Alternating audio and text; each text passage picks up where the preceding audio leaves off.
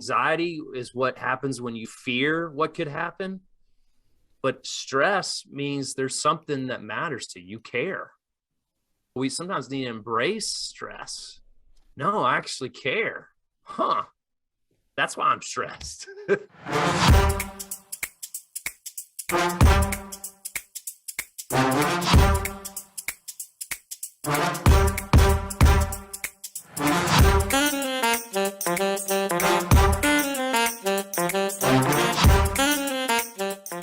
All right, welcome back, happy engineers and Cartwright. So excited to have you here. I know we just met, but I love the work you're doing. I love everything that I've seen about Men Are Forged, and there's so much on my mind I want to dig into with you, but thank you a ton for making time to be with us today. Yeah, absolutely, Zach. I'm excited to be here, man. So Cartwright, you'll appreciate this, that at the time of recording, June of 2022, I am training for a 5-day backpacking outdoor men's retreat excursion, totally disconnected from technology and society in the back country of Montana with my good buddy Carrie Jack, who was an episode earlier on the podcast and a friend of ours from BBG. And I'm super pumped. Well, Carrie sets up this pre-meeting to get us ready for the trip. And of course, one of the slides with all these entrepreneurs and businessmen who are going on this trip talks about dangerous wildlife. And on the slide was, bears, moose, mountain lions, and other dangerous creatures. And in my preparation for our chat today, I couldn't help but notice that you have a really cool story, and cool may or may not be the right word, about mountain lions. So would you be willing to tell us about your experience with mountain lions? Well, which is weird to say, is I've actually seen 2 recent news articles of mountain lion attacks in this area that I've been, which is crazy. I don't want to ever belittle PTSD, but I feel like I experienced it for the first time when I started writing this story out. I'll just set the stage with that. Maybe I should not have asked you this, because now I'm going to be going out to Montana with is there such thing as like pre-PTSD? I don't know if that's a thing. Well, if you're in a good place where there's a lot of deer, they generally don't care about you because they got plenty of food, right? Okay, so, good. So I've spent a good amount of time up in Northern California, beautiful country. And it's like Northern California. We're close to the Oregon. It's an organization I've been involved with called JH Ranch. And I was out there in 2019 and heard about many mountain lion sightings actually from people I know through the organization, but I'd never had one myself. But anyway, I had a day off, and it's funny, most days off, I like doing 2 different things, either adventure or going to a movie, right? And so on this day, I happened to do both. And I went to an early movie up in Southern Oregon in Medford, if anyone knows that area. Got done with the movie, and I'm like, how many times am I in this part of the country? I live in Alabama. Most of my life has been in Alabama. I'm only here for the summer. I've got to take advantage of being in this. And so I literally just kind of looked to the west, go west, young man, and then just saw mountains. And I just looked up just real quick on Google, a trail near Medford, Oregon. That's all I did.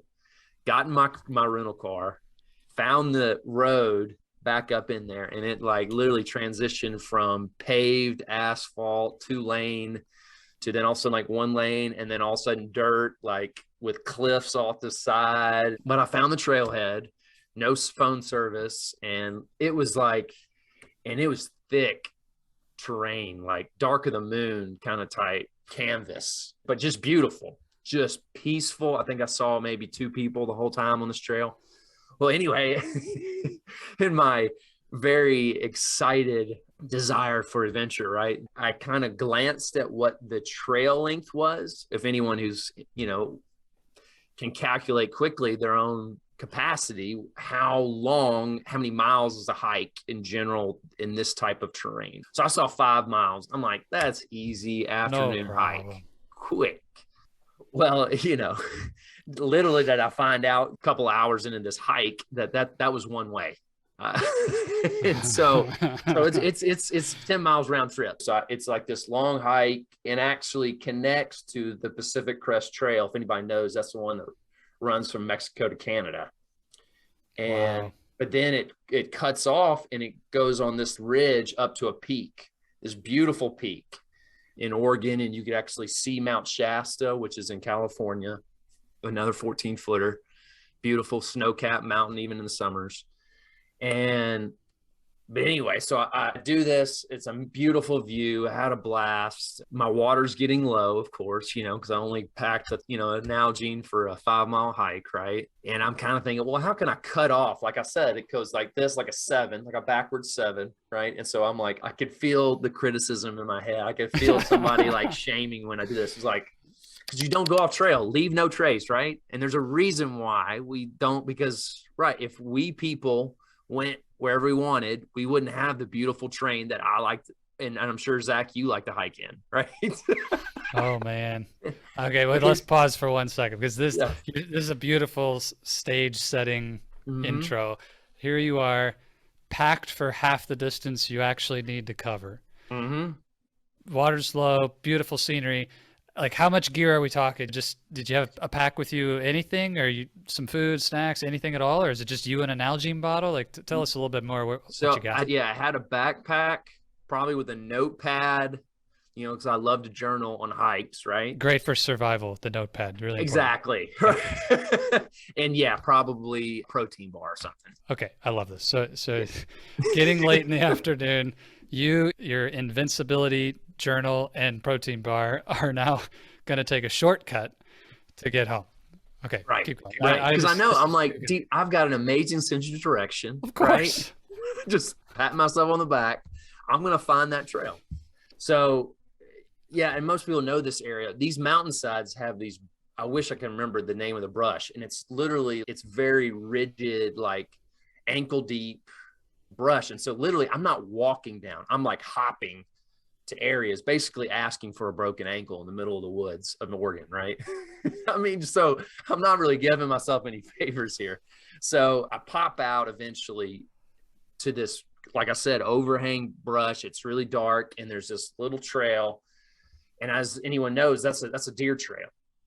And I'm like, these deer ain't going anywhere crazy. I might as well follow this.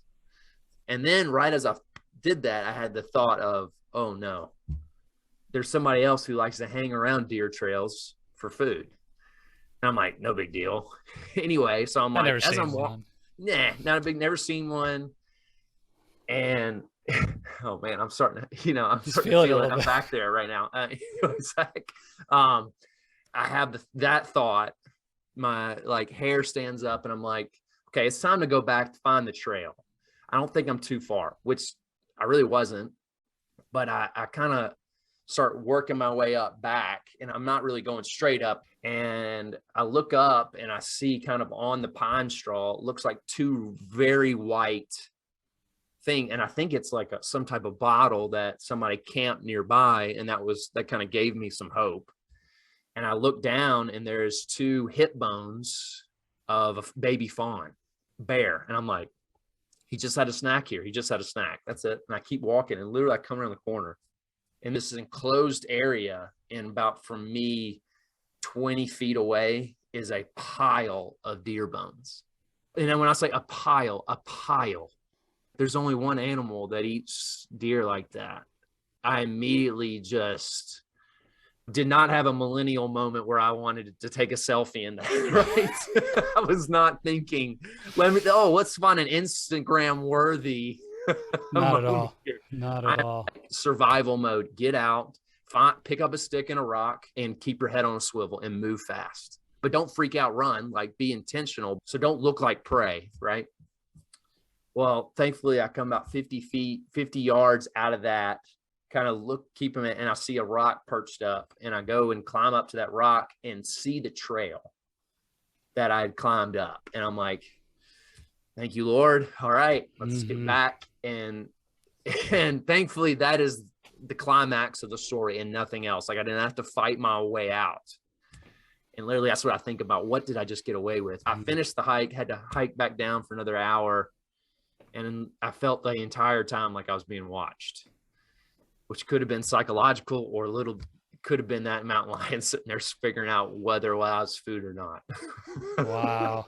So Yeah, deep breath. Yeah. So it's a beautiful country though. It's sometimes, venture is when everything's doesn't work out like you planned it, right? Yes. It's not this Yes. like on the tracks ride. So now I have a story to tell, but I learned a lot from that. Yeah. No So doubt. mhm. Cartwright, well, first of all, thanks for sharing. And that's such an impactful story. I mean, literally in the mouth of the lion's den. That's intense. And I Yeah. think it's a perfect place, as much as I want to keep exploring that situation with you, Mm-hmm. to transition into where you are in life and what you do with your work at Men Are Forged and the Men Are Forged podcast. And the fact that adventure has some inherent risk and things don't always go the way we want it to go. So, would you maybe tell us, just set the stage a bit about the work that you do and what is the idea behind Men Are Forged? I've been in my mid 20s, restless, discontent, but overall just really hopeless, trying to figure out where I'm going, what do I want to do? And that's kind of where I started. Men Are Forged is really like that young man that's been told, hey, just do what you're supposed to do and it'll work out for you. And that's not how life works. Life is not this linear path. At the end of the day, men aren't just structured and put together through, positions we've been given. We are forged by life. That really, like, our story is super valuable. And when we're willing to look at our story and value our story, we can really find that hope that ends up driving us to better and greater things. And we become the man that we've actually admired. As young men, like even teenagers, we admire these men we look up to and we think, oh, I just got to do the steps and I'll get there. When really we don't want to look at the actual thing that these men we look up to and admire are the ones who actually looked at their pain and learned from it, who valued the things that didn't just work out like they were supposed to, and go, all right, how can I get better? How can I grow? How can I embrace the discomfort and value the humbling moment and turn? And that's kind of really a lot of the men I coach are in that transition phase of their life, whether it's switching jobs, switching careers, moving from college to adult life, or just, still living at home, trying to figure out who they are and where they're Sure. going. So, Cartwright, real quick, as a call it a sidebar before we get into the mhm. work here, the Happy Engineer podcast, we have men and women who listen. And if a female engineering leader is listening and is maybe tempted to check out or say, oh, this is for, young men or for men, what would be a mindset or what would you suggest somebody put on as far as a lens to approach this conversation if you are a female listening? Yeah. Well, I mean, I'm one of those big believers in, you want to build a bridge, start on your side. Mm, I can only serve from my own experience. So therefore I don't like the mansplain. Maybe that's what I'm trying to do. But yeah, I'm totally. focusing on myself, what I know, right? I think people that swim across and try to tell people what they're doing and have no idea about their experience. But the mindset that I come from is I have experienced this, and therefore through my pain and understanding my pain, I don't understand a lot of the pain of a young woman has gone through. And therefore I speak from that. Yeah, I really respect that. I appreciate that a lot. And I think maybe as an opportunity to get a lens into Cartwright's story and the pain and how that affected him. And maybe you know someone, or maybe there's parts that you can take on and understand deeper yourself. I appreciate that. It's just something I like to get curious about anytime I'm listening to another podcast, and like your podcast, which is tremendous. I think everybody should go listen to Men Are Forged. How can I put myself in the right posture and the right mindset to get the most from it? So you mentioned being restless in your mid 20s. Mm-hmm. And I think that word is really going to resonate for a lot of people out there. Yeah. Can you describe for yourself anything you remember about what triggered or what pulled you into that place? Or do you think that's something just everybody goes through? It's normal, it's natural. Like, what happened that led you to a place of restless discontent in life? I didn't make my journey my own. I was trying to reproduce what I thought others wanted of me. I was probably trying to maintain an image, an idea of something versus making it specific to me. This is why I really hit on defining your purpose in life. That's what I do in my coaching, because there's something about me that I have been made, I have been structured, I have been designed that is unique to me. And when I desire that pursuit above what I think the culture has told me, what I think my community has told me, or what even my parents, I think that can be a lot, even more, the most subconscious for a lot of men I meet with. They're just living up to what that's been done before them and what they think they want. I have wasted many, many years trying to live my life through the eyes of someone else. That perception, and that is exhausting. That only leads to anxiety. But then, like restlessness of what the heck am I doing? I'm trying to do all these things I'm supposed to do, and it's not working out.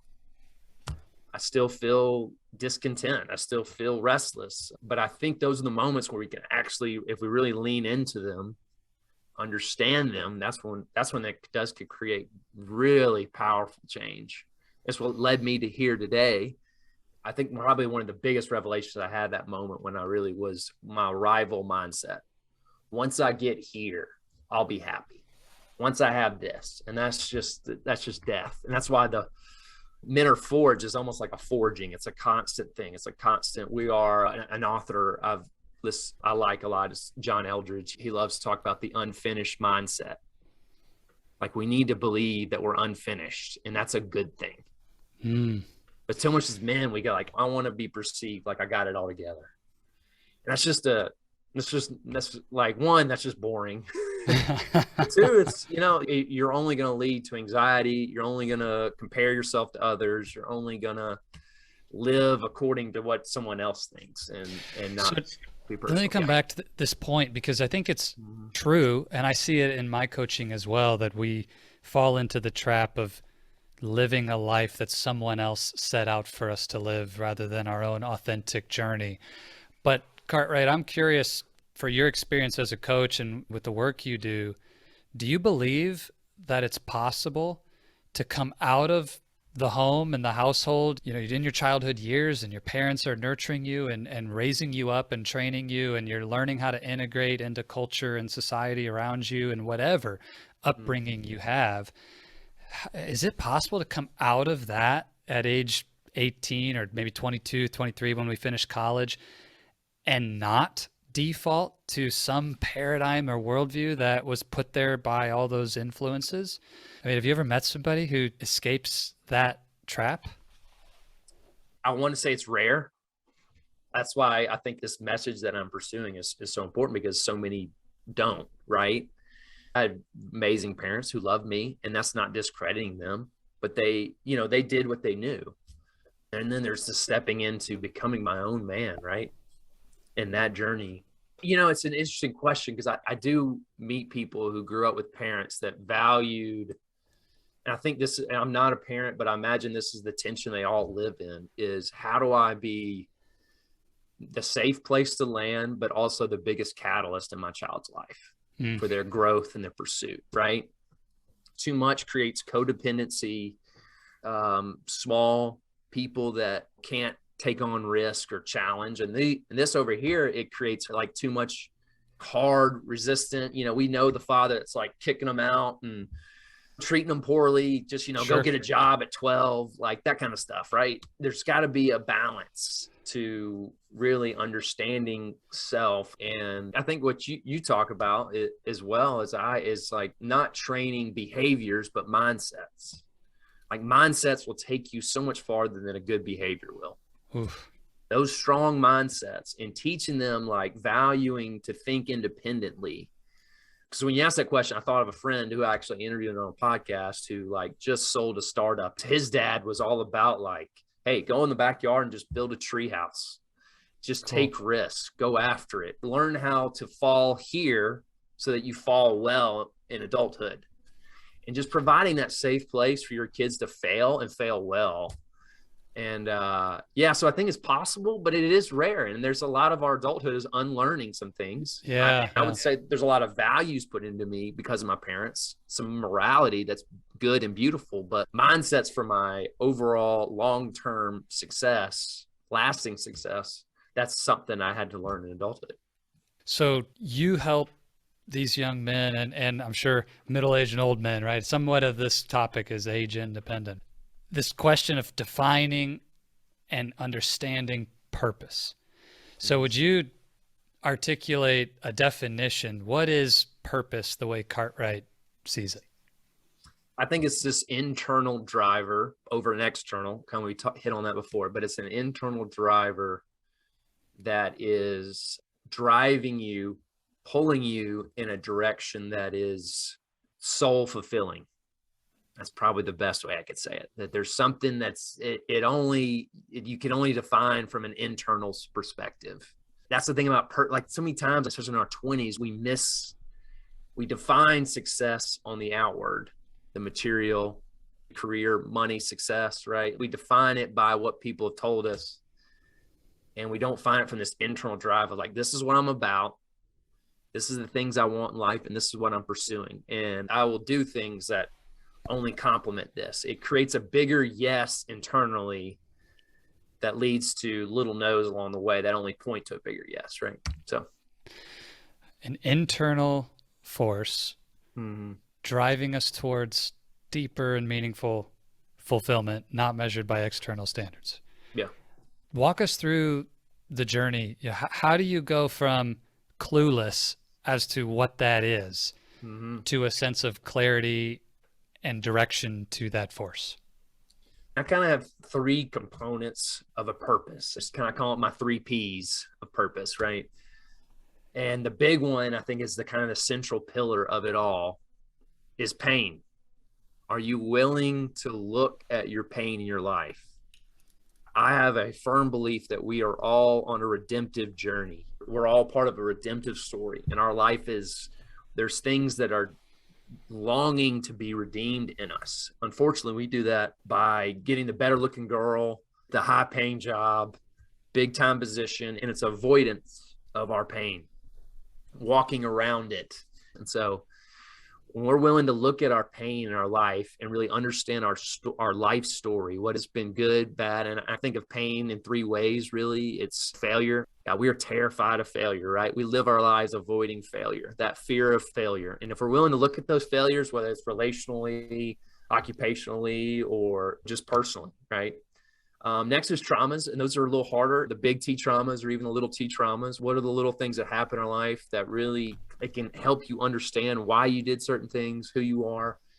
And then three is the hard to define, but complexity. Like life is complex. People are complex, and it's just not going to be perfect. It's not, like I said, it's not a straight line in life. This life is not linear, and we're willing to embrace like these types of pains in our life and understand them. We can begin to really figure out what's in here, what's the really driving thing for us. And then, which then leads to the other two, which is. So hold on a second on this point. This is really powerful. And I can tell you my story. I resonate with this extremely, that pain is absolutely a defining part of what brought me to this point in my life. For those who know my story, it largely revolves around divorce of my parents and then myself as an adult. But Cartwright, what is the source or that apex of pain in your journey? Really, it was kind of a lot of accumulation of things, but mainly like teenage years, the complexity of being a teenager, but really feeling like a failure, feeling unworthy, feeling this constant level of anxiety and shame that I was no good. I wasn't smart enough. I wasn't athletic enough. Wasn't good looking enough. Feeling that sense of just rejection from the first girlfriend. And right now you look back and that's small. That was just high school, right? But you kind of like, man, it did a number on me because I dictated so much of my life on not wanting to feel that way again. That fear of failure and that feeling of rejection that I am unworthy and therefore I'm not smart. And it's kind of funny. A lot of my friends now think back. I used to have a belief that I was an idiot. I wasn't very smart, wasn't very articulate. It's funny because now I look back and I'm like, well, all my friends got scholarships, academic scholarships to go to schools like across the U.S. And that's who I was surrounded by. They, in a joking, as guys do, tease me about it, but like compared to them, of course, like I wasn't that smart. But in the book context, but as I'm finding out, like intelligence is so beyond just the Sure. intellect and the book smart. It is emotional, it's relational, and developing that being such a strong part of who I am, and understanding like, oh yeah, and realize I am articulate and I can do valuable things for society. And so anyway, that's a big part of my story early on, of just the little things that added up that created this narrative in my head that was 100% wrong.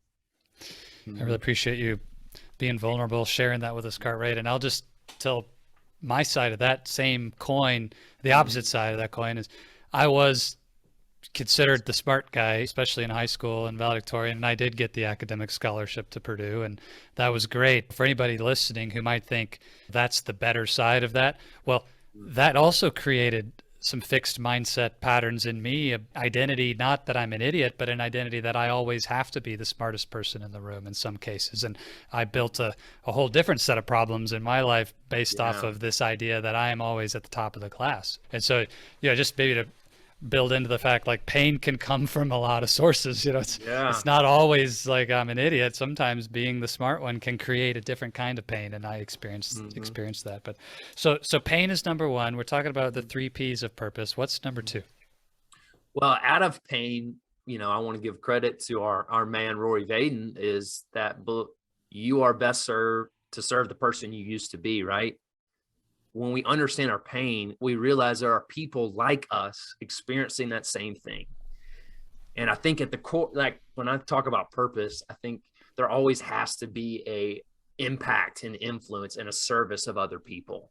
If our purpose doesn't have that as part of the equation, we're just selfish. We're not actually having long-term success or impact, right? I think people, you have to understand who are the people you're trying to reach. And I think on this journey, as I'm figuring out, like, we're not all things to all people. We're not meant to impact everyone on the planet. We all try to want to be the Rock, right? And have 100 million followers, but it's just not reality. And you'll have greater impact when you find out who is that one person I'm speaking to, who is that small niche of people that really, it'll not only change their behavior, but resonate internally. That'll change their lives forever. That leads to a lasting change, lasting success, and strong mindsets. So I think that mindset you just described, that if I'm able to transform the life of one person versus have a really minor, incremental, slight benefit to a lot of people, there's a fashion or a fetish even around Instagram followers and having a massive audience and impacting millions of lives. And don't get me wrong, that is really powerful.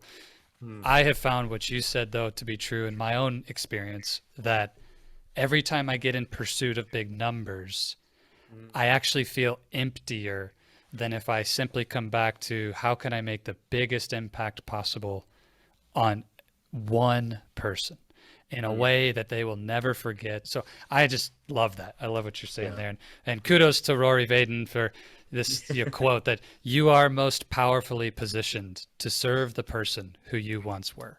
Yeah. And Cartwright, you're doing that, and I'm doing. I mean, we're both here. Our story got us to this point, and no question. So I love it. What about number three then? Where do we go from there? We've got it's kind of the one that everybody thinks about when purpose, but it's passion. Like at the end of the day, you got to be excited about what you're doing. You got to get up in the morning like, yes, this is how I want to reach these people. But it's got to start with the first two, and that really, you can really then articulate the third thing, that passion, that drive, and that thing that I get up, I just get jacked about. I could do it for free if I could. But I think that thing that you really are like passionate about and you really desire, you should be compensated for it at the end of the day, because you're bringing value to people.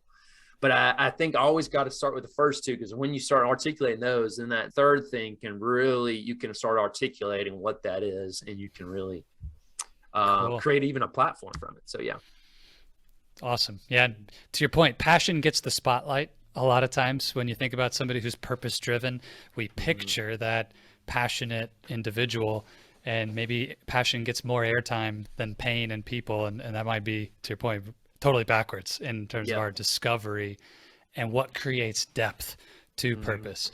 So can you tell us, Cartwright, and no need to give away any proprietary how Cartwright does it, but what does a finished, or if you can even use the word finished, maybe just a sense of wholeness or completeness to understanding and discovering purpose, what does that actually look like for you? Is it a word? Is it a sentence? Is it a workbook of a lot of things written down? Is it none of the above? It's just something like in your heart, you know what it is. Can you describe that a bit? There's a way to articulate it in the context of like, there's a verb. For me, it's engaging men, specifically men in their 20s and early 30s, like engaging them in a level of like that. There's a verb connected to it, equip, help. And then there's an action to that. Through what? Like, what are you doing? Like, what is your action? Who is that you're trying to engage with? What, so my action is engaging, and then who, and then what am I doing that through?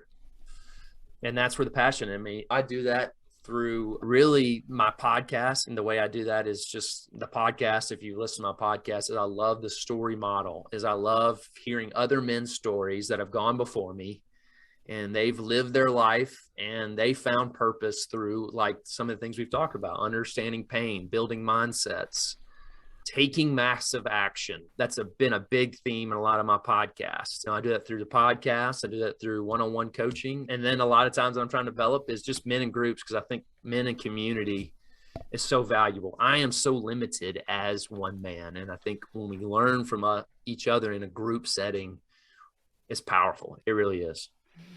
I like that.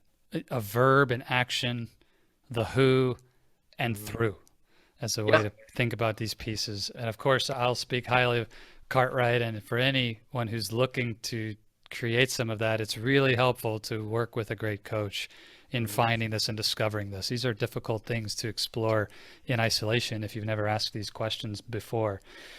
Cartwright, for you, so men are forged. I wanted to come back to that idea. I wrote it down early in our conversation, and before we wrap today, this idea of forging, the mechanical engineer in me and process engineers and anybody out there who's listening, forging is a particular type of manufacturing process for metals, and this idea of shaping under compressive forces. And there's different types of forging, whether hammering or rolling, pressing, different temperatures. Okay, we could geek out on what forging is in the physics sense.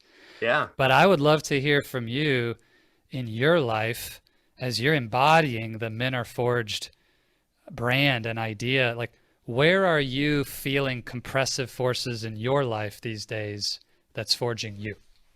Well, I just got married 3 months ago. Period. Period. We could just stop the sentence. That'll do it. Yeah, I mean, it's shocking. I've heard this conceptually. I've never actually lived it out, but living with someone every day can hold up a mirror, right? It really can. Like, all right, wow, I can be a jerk sometimes, and you really can kind of start to have a better understanding of who you are. And I would say another thing that's really big in marriage, that was something that was really taught with me in my adulthood, and I'm thankful to have great men around me, is as much in our romantic relationship, we want feelings to be the driving force. It's got to be actions. It's got to be mindsets before that. At the end of the day, I want to love my wife unconditionally as much as I want to be loved unconditionally. And so how do I do that? Well, I got to get to know her. I got to ask questions. I got to apologize for right things. I got to be intentional with my words and actions towards her, whether I feel like it or not. Newly married, that's definitely forging. And then the other thing I would say is just building my business, growing my business, moving from, I worked at a nonprofit to now a for-profit, where I have to bring value to people, and I want to bring value to other people's lives. So how do I articulate that? How do I create the best stuff for people? That's a forging process. And, then the third thing would be, so relationally, occupationally, and then communally, is I'm always trying to engage and be intentional in my community, because I know we need more people. I need people in my life. I need great people. I need to be challenged. I need to be molded, forged. What's funny about that word is there's two definitions, right? Forging, like you said, like shaping and being molded and hammered by heat, fire. There's other one, like a forged check, the intent to deceive, fraudulent. And, you know, like I said, that's a lot. Some of my story in my early life is like the desire to be in relationship, be in community, but as a false identity, the intent to put up a mask. And I think that's where a lot of men are. It's like, how do we put down that mask and allow life to forge us? And then therefore, actually, the true metal is shown. Man, I got chills there just in that moment because the second definition I hadn't even considered. You know, I saw the word forged and I immediately connected it to the shaping, forming, the engineering definition of forging as a process. Hadn't even considered forging like a check. Opens up a whole nother episode that we're going to need to do about how we put out to the world a picture of ourselves that is not authentic. We're writing a check we can't cash in some capacity. That's really powerful stuff. But let's put a pin in that because I don't want to open up a can. We don't have time to explore. The only thing I'll add, Cartwright, something you said that triggered for me, I think you said it well, but we often talk about stress as a negative thing in life. You know, I need to de-stress, I need to eliminate stress from my life. And in some contexts, that may be very true when it's an unproductive stress or your mindset about stress, what you believe about stress is creating negative consequence in your body and mind. Mm-hmm. But forging as a process will induce stress. And in that regard, if I want to be shaped and formed into something better in life, I must be willing to be under immense stress for that to happen and see it as a positive thing. And I think for me, that's not an easy pill to swallow sometimes because stress gets such a bad rap. And not to say we should experience being stressed out all the time in the colloquial sense, but to reframe pressure as a positive aspect of what shapes my future is really powerful. I don't know if you have anything you'd say or add to that comment, but it just stood out to me from what you described. Stress means you have responsibility. It means something matters to you. And I think anxiety is what happens when you fear what could happen. But stress means there's something that matters to you. You care. And therefore, we sometimes need to embrace stress and go, oh, no, there's something good happening here that I need to not try to move around it or avoid it or get rid of it, or which tends to lead to addictions, right? But you go, no, I actually care. Because that's why I'm stressed. That's and so, powerful. yeah, I think that's a way to like kind of really, our mindset really should focus on stress and then be aware if it does turn into anxiety, go, all right, what am I afraid of? Ooh, all right. That's perfect. I love it. Cartwright, you've put a lot of powerful things in front of us here, and I'm excited to see where you take us as we wrap up. And I believe wholeheartedly, great coaching, the work that you do, great engineering, the engineering leader out there who's been listening to this, have in common that questions lead, answers follow. If we want to experience the forging growth towards happiness and success and fulfillment that a deep purpose can bring, let's ask great questions in our life. So for the engineering leader who's been listening to this, what question would you lead them with today? One that always pops up in my coaching sessions is, at the end of the day, what do you want? Let's really think down to three things. A lot of the stress, the pain, the anxiety that comes with putting out fires here and there, we could get rid of a lot of that by just answering, what do I want my life to look like? What matters to me most? Is it my relationships? Is it my career? Is it rest? Is it exercise? If we've got 10 things, we don't really have one thing. Maybe I'll just kind of articulate it to three things. What do I want life to look like? And what are those three things? Powerful. Cartwright, I know a lot of people out there are going to want to explore deeper the work that you're doing, and I can't speak highly enough of the importance of purpose and being purpose driven. I'm a big believer in that as well. It's a part of my coaching and programs. But where can people go to find more of your work and really explore deeper Men Are Forged, and also if they want to work with you or get to know how they can get help on this? I definitely recommend checking out the podcast, Men Are Forged. I'm on Spotify and Apple. Just a lot of fun interviews with amazing people. And then menareforged.com. One of the things a work that I am really passionate about is I offer purpose-driven coaching. You could type in mentorforge.com/define your purpose. And it's a 4-session, just intensive about who you are and what do you want to be and where you're going. Right. So we hit on those 4 P's and we articulate it to you. And we kind of finish, like Zach, we talked about, with what's that wording that I can keep in front of me as I go live my life and do the things I want to do. Brilliant. All those links will be in the show notes as always. So for those of you who have been following the show for a while, the happyengineerpodcast.com, check out Cartwright's page and the bonus content there. And Cartwright, again, just thank you so much for being here. I really do hope every engineering leader listening to this will connect with your work, and just want to acknowledge, the ladies out there too, whether it's the men in your life or something that you can take away in understanding the pain, the people, the passions of those around you, that this was a powerful conversation for you also. And we love you just as much. But Cartwright, thanks again for making time. This has been awesome. Yeah, thank you, Zach. It's been a blast. You do a great job asking these questions. I can't take all the credit. You've helped me flesh it all out, so I appreciate it. Been a pleasure, brother. Let's do it again sometime. We got a big topic to explore with the 2 meanings of forging, so I'll look forward to it. Me too. Hello, my friend. Zach White here again, and I wanted to let you know that's all we've got for this episode of the Happy Engineer Podcast. Thank you so much for investing your time with me today. It is an absolute pleasure to be able to bring you this content. Just as a reminder, it would be amazing if you would subscribe and share this episode with any other engineers you know who may benefit from this. And if you're like me, I hope that you'll take some notes and, more importantly, take action. In our audio version of the podcast on Apple Podcasts and any place that you go to find podcasts, there's a little more content from me about this episode in the debrief. If you really want to hear about how to put this into action, I'd encourage you to go grab that. But thank you for joining us for the video version of our interview today. And again, can't thank you enough for helping us to get the word out about the Happy Engineer Podcast and what we're doing. If there's any way we can serve you, would love to do that. Go find us at oasisofcourage.com or reach out to me on social media at Oasis of Courage. And don't forget again to subscribe and click the bell to have notifications of upcoming releases of new episodes of the podcast. As always, I want to leave you with this. If you stay in your comfort zone, you're not going to grow. So let's crush comfort, create courage, and let's do this.